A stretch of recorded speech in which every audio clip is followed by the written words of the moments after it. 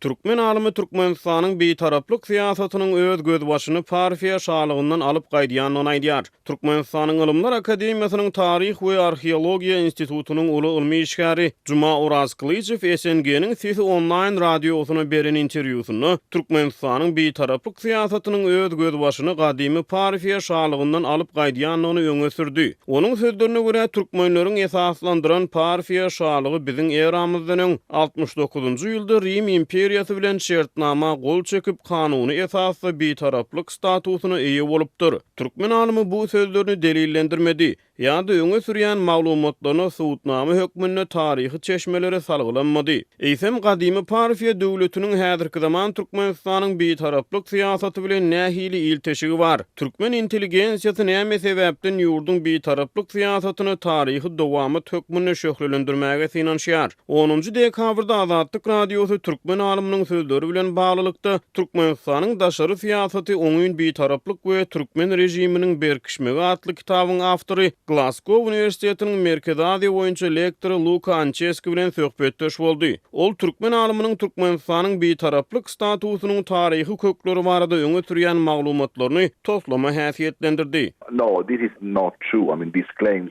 are completely fabricated. Bu anyk maglumat däl, öňe sürilýän bu maglumatlar tutuşlugyny toslama. Aslynda bu täzelik däl, mundan ozal hem türkmen beýtarap daşary syýasatyny taryhylaşdyrmak boýunça synanşyk edildi. Men türkmen beýtaraplygyny öwrenýän wagtlarymda türkmen resmiýetleriniň, hatda Niýazowyň hut özüniň türkmenler beýtarap. Sebäbi bu olaryň çarwa medeniýetinden gelip çykýar. Çarwa halklar oturumly halklara garanyňda has asuda bolýar diýen sözlerini ýygy-ýygydan duş gelýärdim diýip Anceski aýtdy. People who are more peaceful than the sedentary people are.